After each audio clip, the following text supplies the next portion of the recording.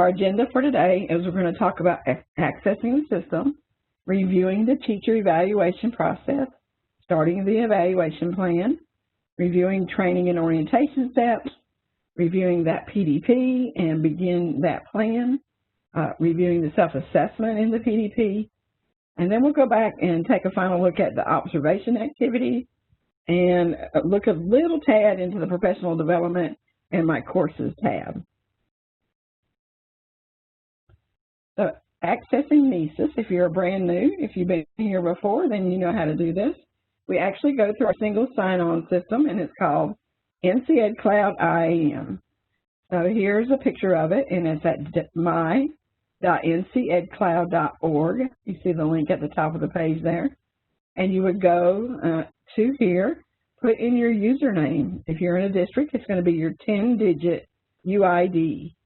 So that's a very important number to keep track of, is your 10-digit UID. You would enter that, and then you would put in the password that you set up when you first came out here.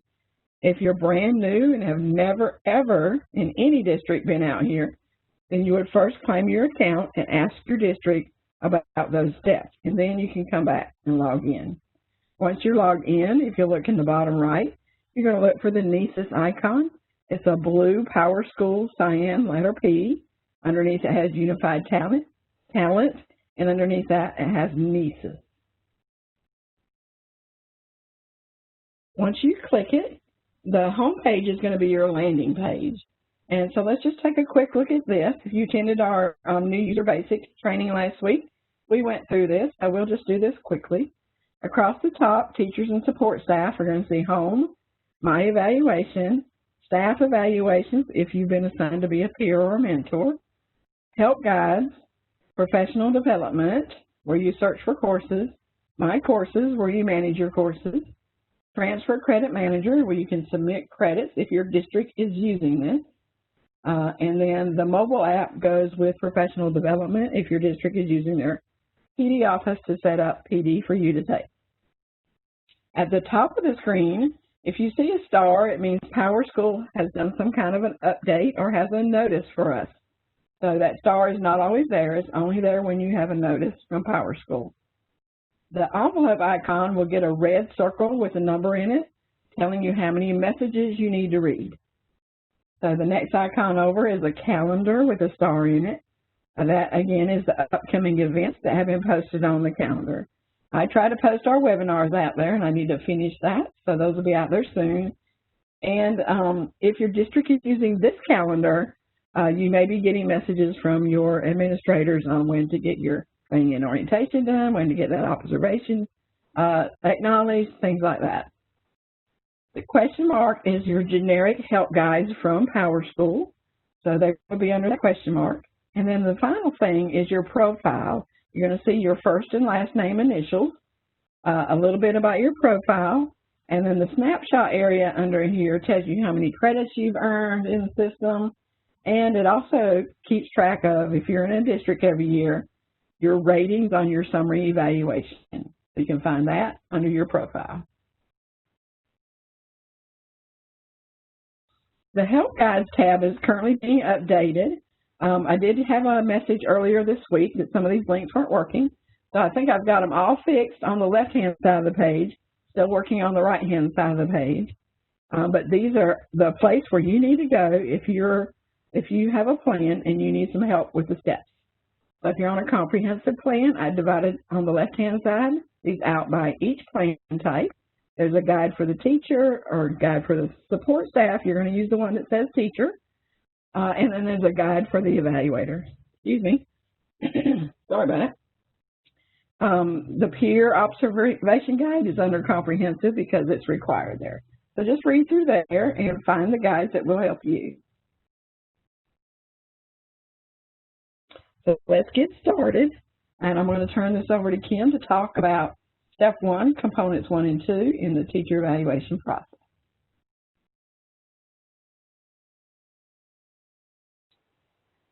Thanks, Cammie.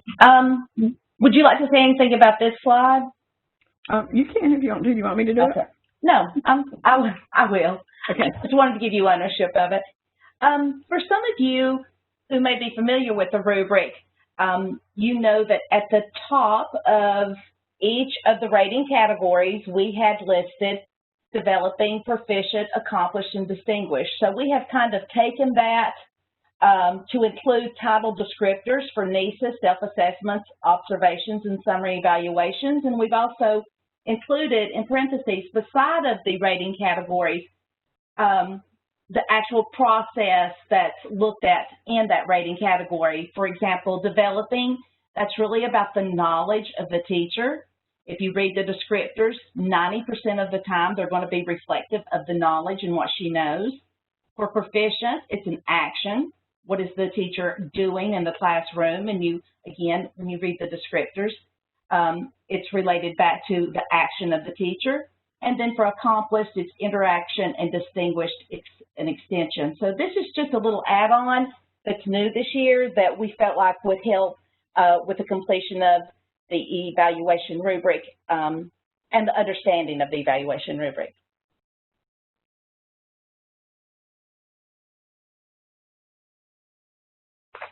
So to begin, the North Carolina Department of Public Instruction stands firmly that the educator evaluation is about growth and improvement of teacher practices. Too often, the evaluation process is viewed as a gotcha or a way to get rid of a teacher. This is not the purpose of the North Carolina evaluation. The teacher evaluation policy states that the intended purpose of the North Carolina teacher evaluation process is to assess the teacher's performance in relation to the North Carolina professional teaching standards to design a plan for professional growth. So to further understand observations, consider the year-long evaluation process as a series of formative assessments or observations, like we call them. During observations, data is collected using the rubric.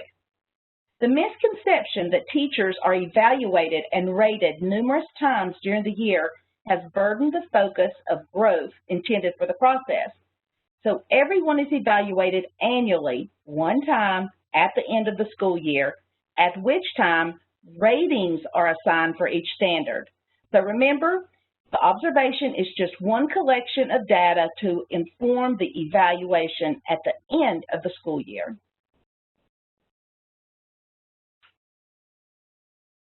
So here you see a one-pager including the annual evaluation process, and to the right side you see a link there, and I think I also put that in the chat bar for us.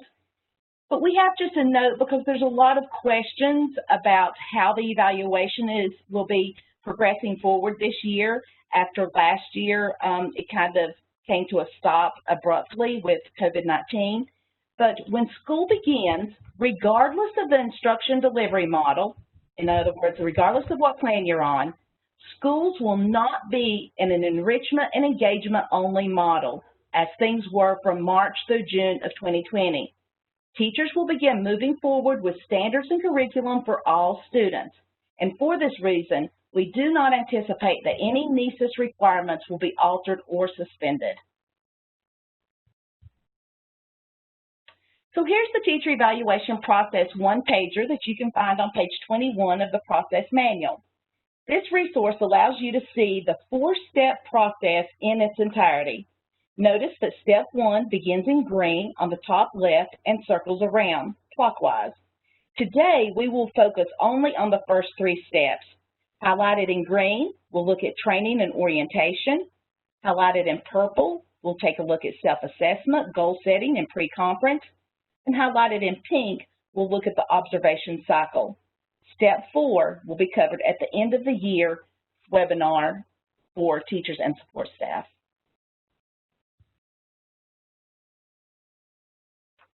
So shaded in green, you see step 1, training and orientation. And it states, before participating in the evaluation process, all teachers, principals, and peer evaluators must complete training on the evaluation process. I encourage you to check the NCEES Google site for upcoming NCEES webinars like this one. And remember that you have access to the PD system that's housed within the NCEES online tool, where you can find online modules, courses, presentations, and resources to support your professional development.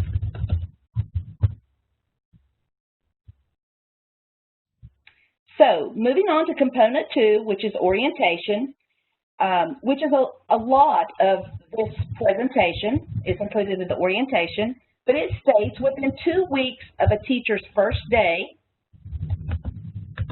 Tammy? Yes? We can hear you typing. Sorry. I know, I did that last week, but yeah. So within the first 2 weeks of the teacher's first day, the principal will provide 3 important things: the rubric for evaluating North Carolina teachers, the teacher evaluation policy number, eval-004, and a schedule for completing the evaluation process. Now remember, this schedule that's provided by the principal does not have to be specific because our observations are mostly unannounced other than the first one. This schedule should just outline that, like, the first round of observations will be completed by October 1st, the second round may be completed by January 1st. That varies across districts, and it could even vary across schools depending on your HR department and what they want to be able to facilitate. So sometimes it's the decisions made at the local level, sometimes it's made at the school level by the principal. But you still should receive a schedule of some sort.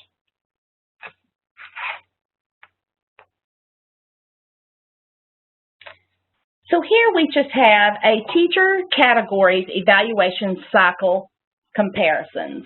And what this does is this just helps you determine what cycle that you may be on. And you see the comprehensive, standard, and abbreviated cycles are listed down the left side. And then across the top is the different components that makes up the evaluation process. And so this chart is just there for you to easily identify which components of the evaluation you will be taking part in dependent on your comprehensive, standard, or abbreviated cycle type. And we also have a link to the cycle comparison chart in the presentation, and I'll also put that in the chat bar.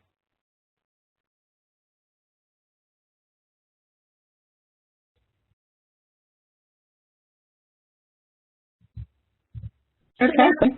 Yeah. Sorry, Kim. No, that's fine. Sorry, I was trying to get unmuted. It was kept popping boxes up on my screen. All right, so the beginning of year orientation process, did you want to talk about this, Kim? Yes, I can. I think, yes. So if you go to the NCEES Google site, you will find additional information and resources to support. Yeah, thanks, Cammie. Cammie's pulling it up for us. To support your participation in the NCEES process. So you see on the slide before there was an arrow pointing to a page called Beginning of Year Orientation, and Cammie's right there at it. This page was created at the request of administrators across the state asking for support with the orientation at the beginning of the year when there seems to be so much going on. So what I chose to do is just build out this page for a principal, for LEA to use that has all of the information in one place. It has a recording, as you see there, that goes through a recorded webinar of going through the North Carolina teacher orientation and really looking at the validity and relativity of the process and making sure that we're all on the same page with how the process is to occur. Again, trying to get rid of that misconception that we're evaluated numerous times during the year, that those are really just observations to gather data. But you have access to this page if you ever need to go back to look at what the process really looks like or to access your resources.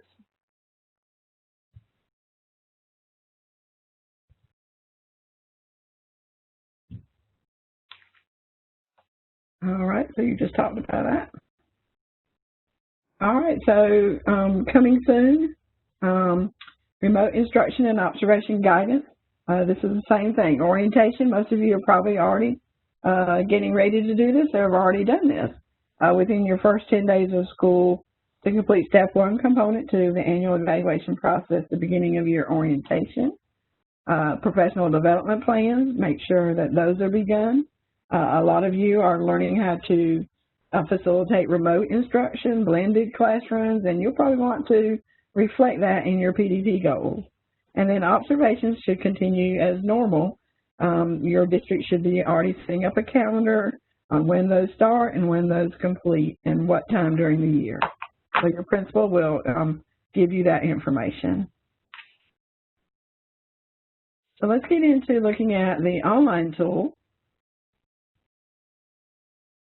And we are going to go through the slides in the essence of time, but if you need to see anything live, just let us know in the chat and I can pop over there live and walk through it.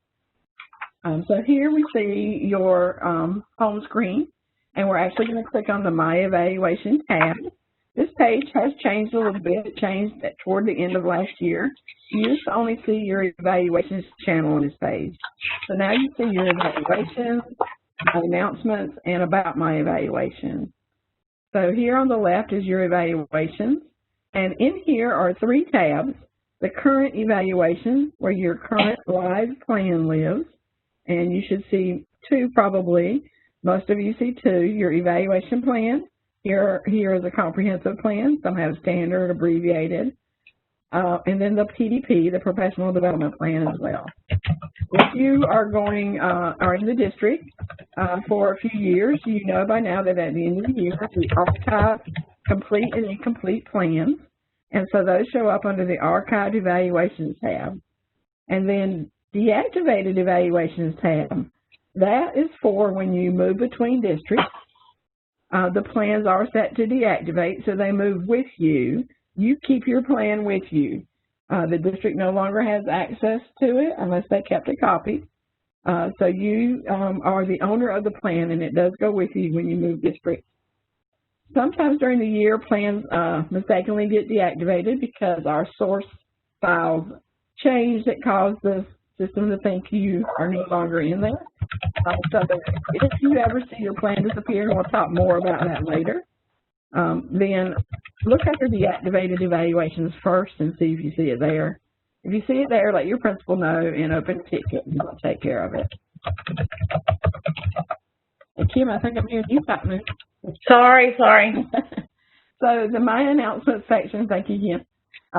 The My Announcement section, we talked about the little envelope icon. Now those same messages show up on your plan page because this is where you are most of the time. Just an easier place for you to get to your messages. And so you would click in the My Announcements. You can do the View All link here I have clicked on, and then read your messages, and you can delete them, archive them, scroll through them if you have a lot with the arrows on the right.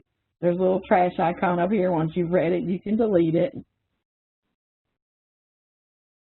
And the other thing on this page is about my evaluation. It tells you what kind of plans are out there. So if you're a teacher leadership specialist, you have a plan out here. Teachers, school psychologists, library media coordinators, and so on. You're probably going to have one of 3 PDP types, individual, monitored, or directed. And then over on the right, I've added some easy help guides, especially if you're new, how to start your plans, how to complete your self-assessment, and the training and orientation step, and we're going to go through all of these today. So as you get into your plan, if you're brand new, you need to know about these icons. So plan activities have these little, we call them flower icons. If it's gray flower, you've not started anything in that activity in the plan. If you've clicked into it, maybe you've done the first step, the first activity, it turns blue to a partial blue flower. If you've completed a step but not marked it complete, you might see the orange flower. The other time the orange flower shows up is if this was marked green as fully complete, but it needed to be reopened for some reason, and the district administrator in the district can reopen activities. So it would turn orange while it's reopened. And then the green check mark means it's fully complete. Some other icons you want to know about is when you're in the activity, if you see an asterisk, that's an area that must be completed. You can't move on until that asterisk is completed. The I in the circle, we'll see in a minute, on each activity, it tells you what must be completed before you can access the activity that has the I on it. And then the lock icon happens when the principal or the evaluator or observer finishes all the activities, you finish your activities, then that evaluator has to lock the container before you can move on to like observation 2. So the lock icon is for that. These next 3 guides, we won't go through a lot. I'm just giving you the link to our help guide. So here's your Start Plans guide. Here is how to do your training and orientation guide. And that has to be done within the first 10 days or 2 weeks of the teacher's first day. The principal must provide the rubric for evaluating the North Carolina teachers, your teacher evaluation policy ID number, which is eval 004, and a schedule, your calendar for completing the evaluation process. So to start your plans, our next tab we're going to click on is back into that My Evaluation, and you're going to click Start Plan inside your plan. You're on the Current Evaluations tab. You're going to look for that blue Start Plan button and click it. This is a little reminder in the gray box. If you've started your plan, you know you've gone in there, you've done the first step, and you come back in a day or 2 and you again see this blue Start Plan button. Something has happened with the system. Look under Deactivated Evaluations and see if you see the plan that you started. If you do, tell your principal, do not start the plan, because he can send a ticket to us or get his designated person to send a ticket to DPI. We will restore the plan if we can. As long as it's connected to you and your district, we can restore it. If it has another district school name in it, we can't restore it. But if we can, we will do every effort that we can to restore your deactivated plan. Once you click in the blue Start Plan button, well then the activity kind of changes. If you were to go out and come back in, you'll no longer see the button. You're going to see your name. You're going to see the date that you accessed that area, that plan. And then you're going to see a link to the school assignment at time of training and orientation. This is very important, especially for those of you that are changing districts between school years or throughout the school year. If you come in here, please do click on this link and make sure that the school name here is where you are currently at. If it's a previous district, stop. Tell your principal, tell your observer or evaluator, this needs to be corrected. Your previous district probably needs to inactivate you, and then this plan would have to either be deleted or redone so that it only has your current district school listed in there. Any questions so far, Kim? No, none at this time. Okay, thank you. All right, so inside your activities are going to be, when you open up that plan, is your first step in the evaluation, training and orientation. There's one activity, you're going to click on training and orientation. When you get in there, you're going to click the blue edit button. You're going to open a window, and you're going to see the link for your evaluation rubric and the policy. I think we're going to type it again, please. We're bad for that, Kim. Okay. You're going to enter your date that you received orientation. So if this is last week and you're just doing this now, fine. Because when you click open that date widget, you can select the date that orientation actually happened. Do notice what school is listed here. If it's wrong, tell your principal. And then you're going to see some additional details in there, your license cycle year, what role you have in the system. If it says teacher classroom and you're not a teacher, you're a counselor, we need to check that out, so tell your principal. Once you've got the date filled out, just click Save and Exit. And then over here, you're going to get a new window. You'll have a little green check mark beside orientation above where you had clicked the blue edit button. You'll also see a new button at the top that says Mark Complete. If you do not mark complete, you just click back. You're going to come out and your activity will have that orange flower. If you click Mark Complete, you are fully done. Then click it, and when you come out, the orientation will then have the green check, and the next activity will open up. So I'll let you read over this. These are the steps we just walked through for the evaluation, training, and orientation, and we will be walking through the PDP, and we've already talked about our help guides. So here's your observation cycle, and we looked at, we're going to start it with the pre-observation conference. The second step is going to be the teacher is going to acknowledge that. Then it goes back to your principal for the formal observation. And then it goes to the post-observation conference and the principal's acknowledgement. Step 5 is the teacher support staff acknowledgement.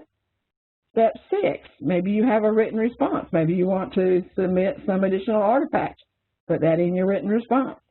Once it's in there, it emails your observer, your principal, and they must respond with an acknowledgement. And then once everything's done, they can lock the container. So here's just a quick look at what that observation channel looks like. So here we're looking at observation 1, and it may look a little different depending on your plan type, but they're all similar. The asterisks are required steps. This is telling you about this letter I in the circle. So when you see these, you will not be able to access these activities until whatever's under this I, if you hover over it, and this one, for instance, says, activity unavailable for selection until the following activities are complete, the pre-observation conference number 1 evaluator. So we're waiting on the evaluator to complete their step before the teacher can acknowledge that that step is completed. Before we get off of here, there's a little envelope icon every so often in your activity, usually on the formal or informal observation. Here, anybody that has access to the plan wants to send somebody an email about the plan, they can just click in that envelope icon and they can select anybody else that has access to the plan with an email in there. So that's just a quick way for you to get a message to somebody during your plan.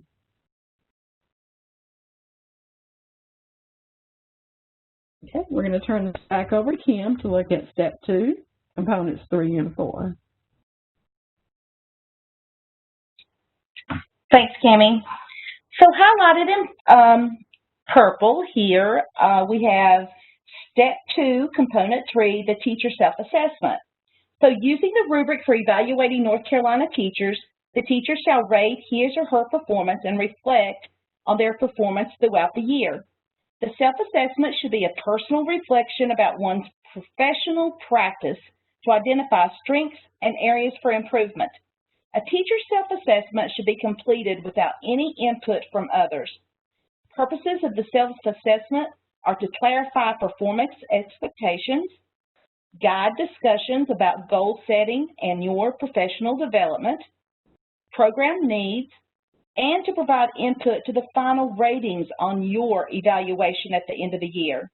The self-assessment is a tool you can review and change throughout the year.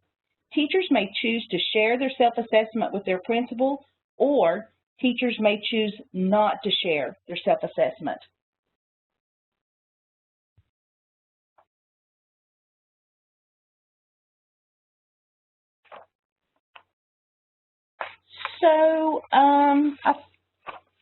So here we have component 4, the pre-observation conference. So in thinking about the pre-observation conference, the goal of the pre-observation conference is to prepare the principal for the observation before the first formal observation occurs. The principal meets with the teacher to discuss 3 things. First, the self-assessment that was just completed by the teacher, by you, the professional growth plan, and a written description of the lesson to be observed.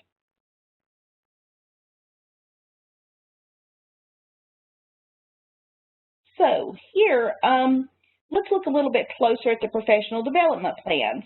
There are 3 types of professional development plans. You have your individual growth plan, monitored growth plan, and a directed growth plan. Your PDPs should serve as a roadmap for your teacher growth. They may include individual goals, school goals, and district goals. However, we encourage you to align your teacher PDPs with your school improvement plan, but making the goal personal for you. And this alignment will strengthen and streamline all of your improvement conversations.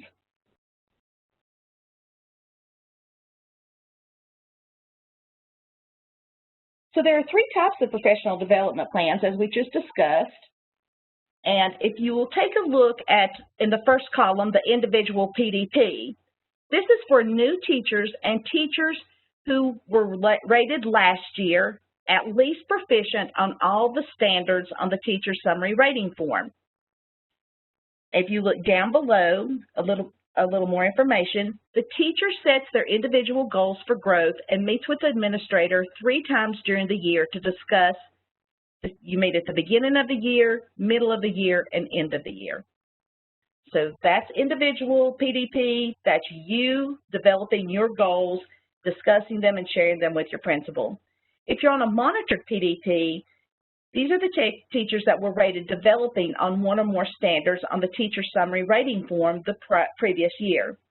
In this case, the administrator and the teacher meet to discuss and set goals together, and they should meet also 3 times during the school year. Then we have the directed PDP. These are for the teachers who are rated not demonstrated on any standard on the teacher summary rating form, or they've been rated developing on 1 or more standards on the teacher summary rating form for 2 sequential years. In this case, the administrator sets the goals for the teacher based on observations and documentation. Then the administrator meets with the teacher to review a development plan, and they will meet at least 3 times during the year to discuss. We recommend that they meet on a monthly basis.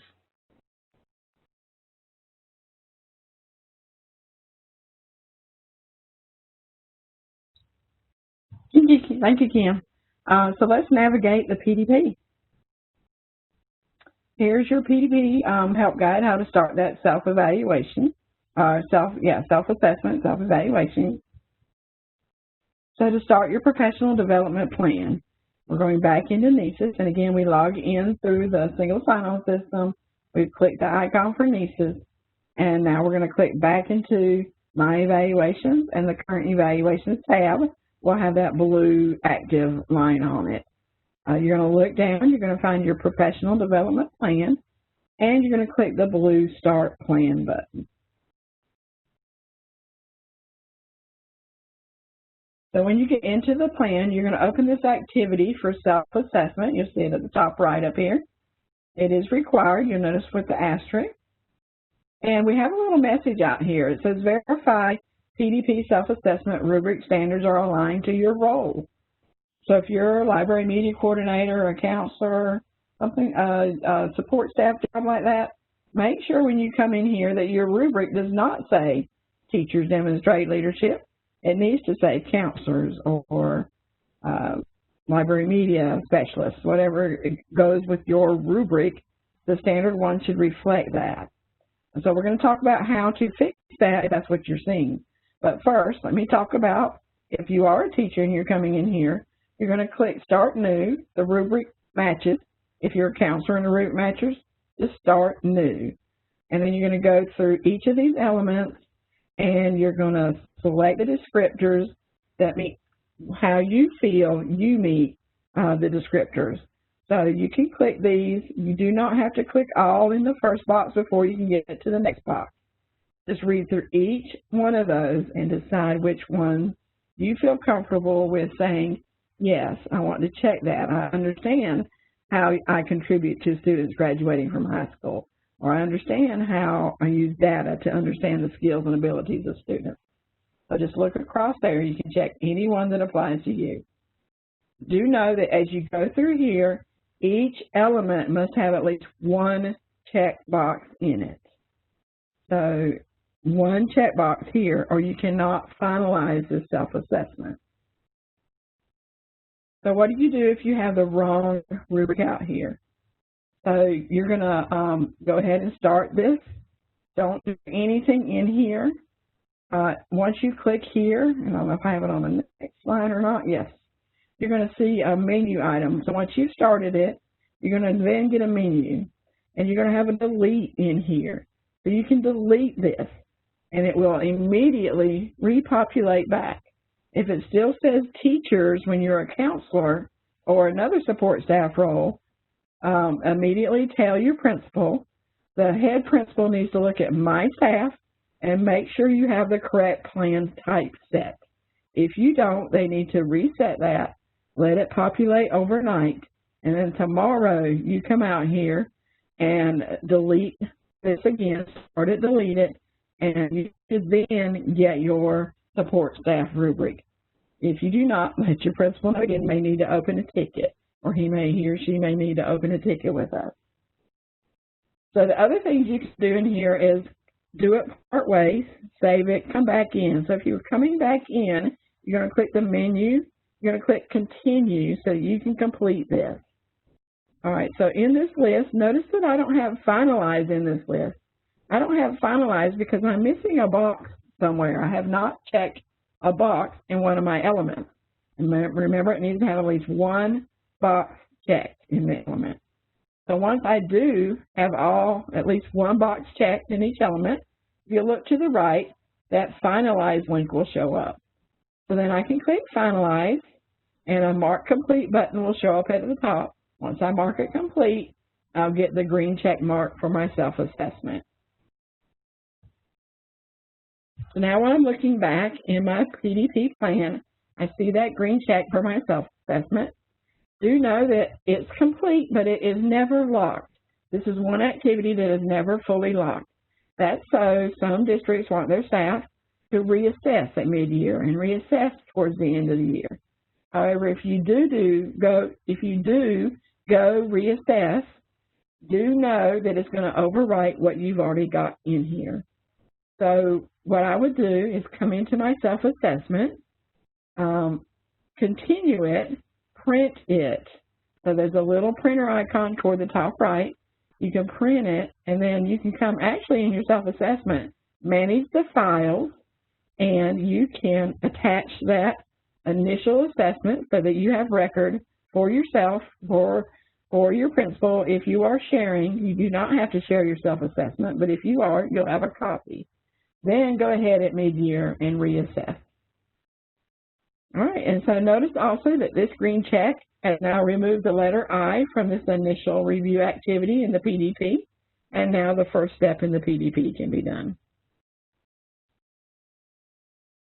So here's the initial review. You must come in here and fill out the form, save and exit that, and then you're going to complete your goals.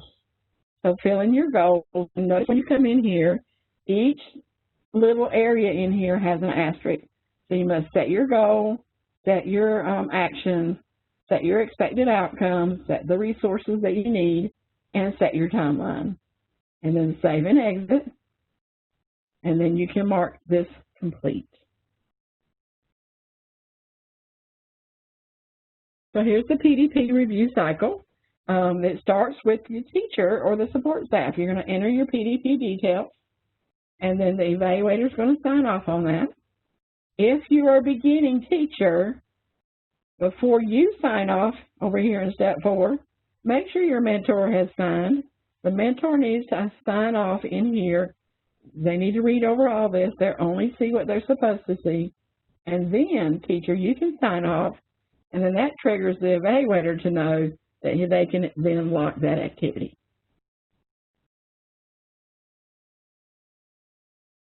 Okay, so let's look at, did we already do this, Kim? Well, we wanted to go back because we wanted to talk about this in 2 parts. So yes, we wanted to look at the written description of the lesson because that's noted here in the pre-observation conference.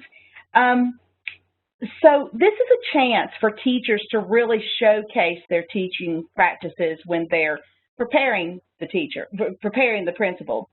Also, it's a time for the teacher to share the culture of the class with the principal. Prepare your principal for patterns and behaviors that may already exist or you may have already recognized.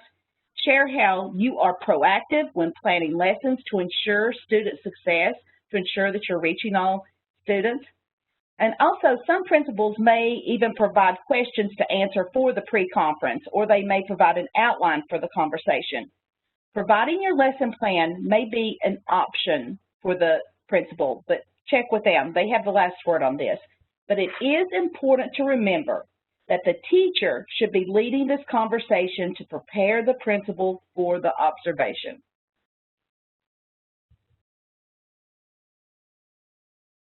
Okay.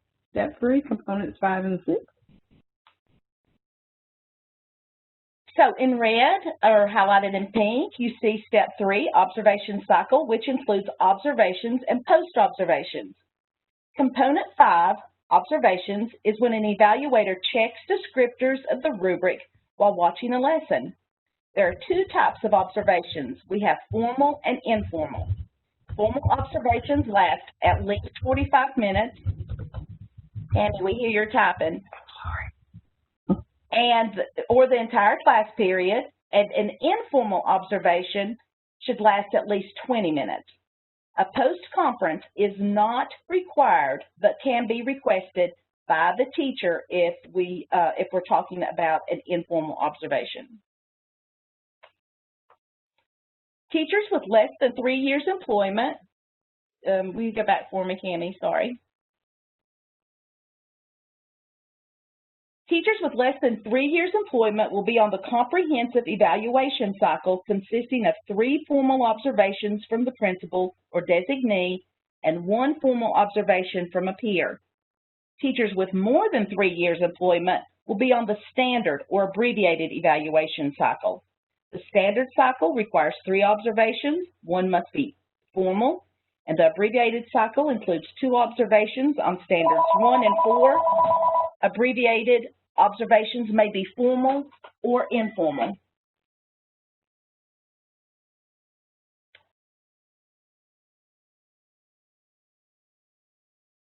As a result of the observation, we have component 6, the post-observation conference. The principal shall conduct a post-observation conference no later than 10 school days after each formal observation. The purpose of the post-observation conference is to discuss and document strengths and weaknesses on the rubric.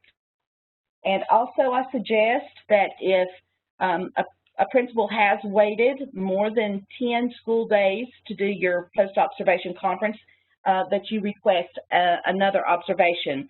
It's really the feedback that they would give you past 10 days, not only would it put them out of compliance and your evaluation out of compliance, but the feedback they would provide you is not relevant once we've had a 2-week span between the time of the observation and the conference.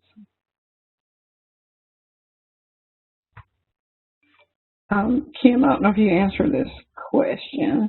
There was a question out here. Principals need to give us orientation, which would include what we're going over. They have a question, so the principal hasn't said anything about orientation. And they've been at school for a couple weeks. So you may want to remind the principal, and and please maybe share with them the beginning of the year orientation page. This is, I know there's a lot going on in the schools, and this may have fallen off the radar for a principal, but since we are moving forward with NCEES this year in its normal capacity, the orientation should have happened within the first 2 weeks of school. Okay, are we ready to move on to the next slide? Yeah. Mm-hmm. So just as a reminder here, again, the post-observation conference is a crucial part of the evaluation process. The meeting between the teacher and the observer provides an opportunity for strengthened communication that results in a plan of continued improvement for the teacher's practice. During each post-observation conference, the principal and the teacher should discuss and document on the rubric the strengths and weaknesses of the teacher's performance during the observed lesson. The post-observation conference should not include discussion of ratings. Remember, you should not be rated based on one observation. That would not be fair. Ratings should only be assigned at the end of the school year after all of the data has been collected with the numerous observations.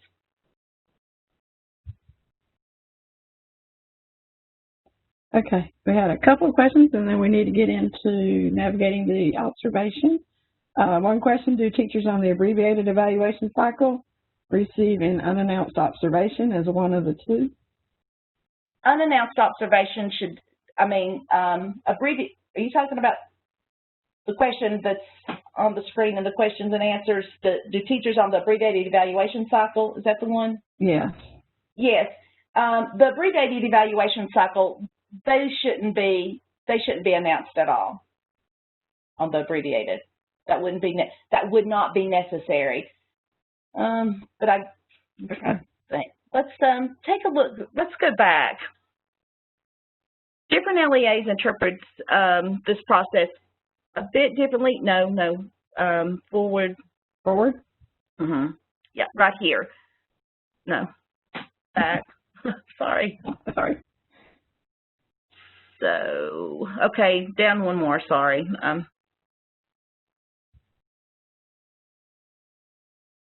looking at what's in, here we go. So they're talking about the abbreviated, so the abbreviated is just where they're looking at standards 1 and 4. That can serve as your initial meeting at the end of the year when you meet to discuss the 3 components, including the lesson. That would occur then, and then the second one would not be announced.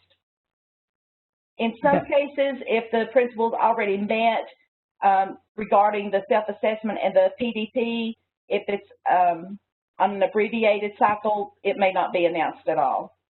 So just be aware, you may want to ask your principal about that.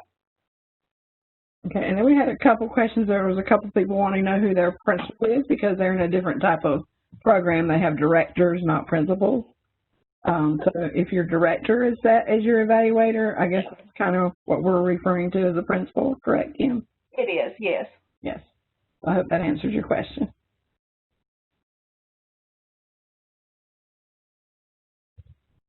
Okay, so let's quickly go through the observation activities. So we're back in our evaluation, and we've opened the activity for observation 1. And it may be looking a little different depending on what plan type you have, but most of these should have these steps in it. So this probably is a comprehensive plan that requires that pre-observation conference and observation 1. Reminder that those asterisks are required activities. And then we'll go through each of these steps. Only the evaluator sees the locking activity at the end.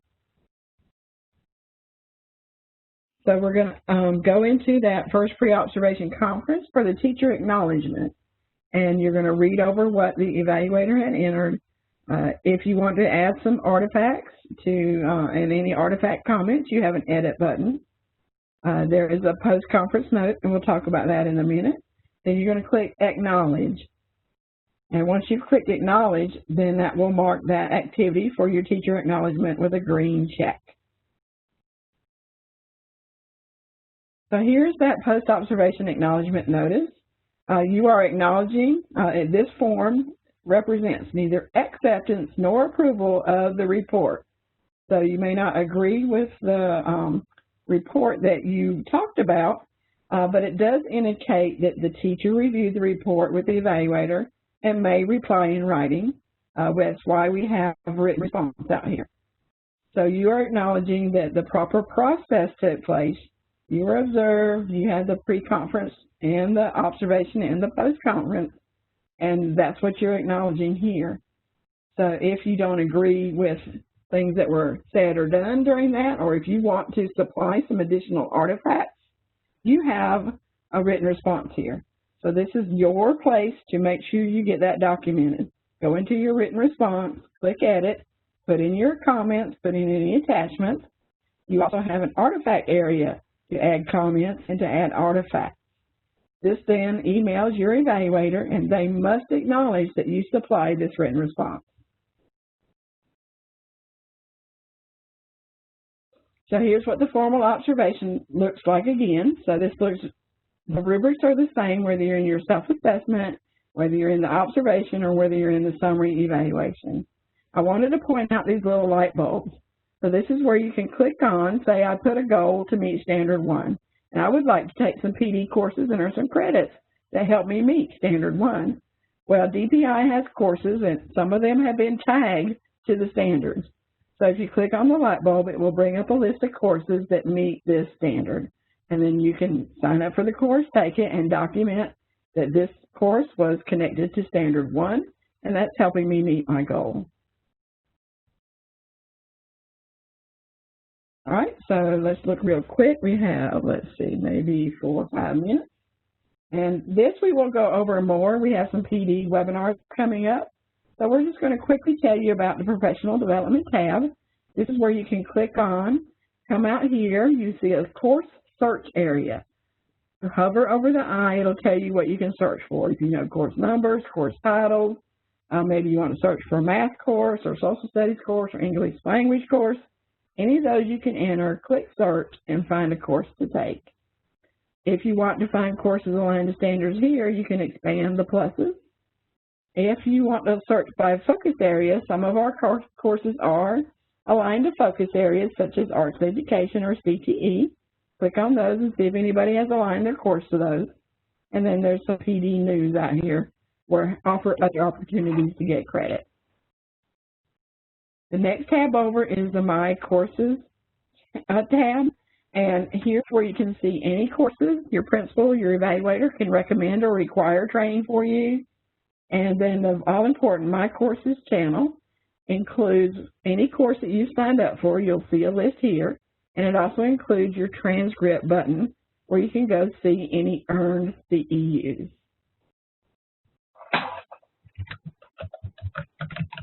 All right, so we're getting ready to wrap up this webinar. We do ask that you fill out the survey. We'll put this link into the chat. And let me copy that. And Kim, I think we're hearing typing again. So resources and questions. There's the link to the NCEES Google site. Please do go out there and check that out. You can find all our webinars out there. You can find our online help guides out there. And anything for support staff, teachers, or principals. The next few slides are the webinars that we've held and that we are going to hold. So we're not going to read through all those. The next one coming up is a new AP, and all important. We want as many people that can sign up for this 2-hour webinar. You will get a .2 certificate. This is Understanding That Teacher Rubric with Dr. Socks, Kim Simmons, and I. And Dr. Stocks and Kim are amazing at explaining that teacher rubric. This is for teachers, support staff, understanding that rubric. So in essence of time, I'm just going to scroll through those. Here's your contacts at DPI. Rob Dietrich is our home-based manager. I am the education product consultant for NCEES and Learning.com. Dr. Socks is our NCEES product owner, and he works in educator support. And then Kim Simmons, both of those, Kim and Robert, are amazing, and they can answer any policy questions. I'm trying to find my chat, so I can put that link in there. All right, let me do that real quick. You're going to see a box on your screen. Also, Tammy, we have a request for you to repeat the last step. I'm not sure exactly what that means. Is that for the observation? Can you clarify? The person that posted that question, can you clarify, please? Because we're not reviewing step 4 until the end of the year. Right. You've asked that like you missed it. Okay, so yeah, so we'll hang on for that question. And any questions we didn't get to today, I apologize, but we will put those in the frequently asked questions that we send out to answer any questions we didn't get to, plus give you the answers of the questions we got to. And then, again, you're going to get that certificate of completion after completing that survey. And here again, thank you for attending today. You guys are amazing. I enjoy all the work you do for our students. I have a little granddaughter just starting kindergarten, excited for her to start her educational journey. So thank you all for all that you do. I hope you have a great school year. Kim, would you like to say anything before we say goodbye? Just another thank you, and to please reach out to us. You have our contact information here. If you have any questions, we're here to support you, and we're happy to do that. Okay, and I did put the feedback survey link in the chat. So thank you guys for joining us. I'm going to hang on for 1 minute, and then we're going to end the webinar. Have a good day.